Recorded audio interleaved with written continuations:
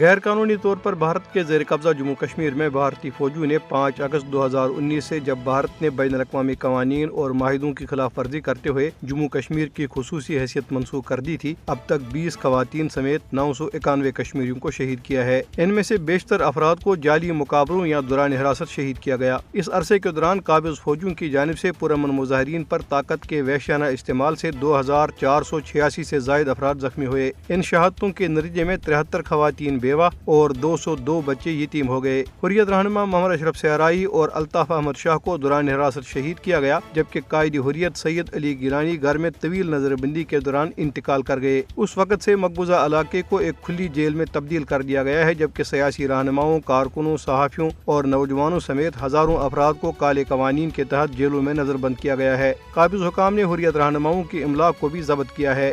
کل جماعتی حریت کانفرنس نے مقبوضہ علاقے میں ترقی کے بھارتی حکومت کے بلند و بانگ دعووں کو اپنے جابرانہ قبضے کو چھپانے کی کوشش اور ایک دھوکہ قرار دیتے ہوئے مسترد کر دیا ہے۔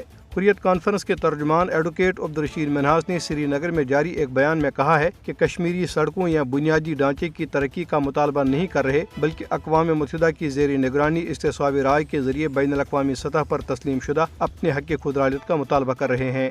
دریاسنا بھارتی وزیر داخلہ امت شاہ کے دورے کے پیش نظر مقبوضہ جموں کشمیر میں آج مسلسل دوسرے روز بھی سخت پابندیاں نافذ رہی۔ مقبوضہ علاقے میں بھارتی فوج، پیراملٹری اور پولیس اہلکاروں کی بھاری نفری تعینات کر کے سیکورٹی کے سخت انتظامات کیے گئے ہیں۔ بھارتی وزیر داخلہ امت شاہ کے دورے مقبوضہ جموں کشمیر کے خلاف آزاد کشمیر کے دارالحکومت مظفر آباد میں پاسبانی حریت جموں کشمیر کے زیر اہتمام ایک احتجاجی مظاہرہ ہوا۔ مظاہرے میں خواتین سمیت شہریوں کی بڑی تعداد نے شرکت کی۔ مظاہرین نے بینرز اور کتبے اٹھا رکھے تھے جن پر بھارتی وزیر داخلہ کے دورے مقبوضہ جموں کشمیر کی مذمت کی گئی۔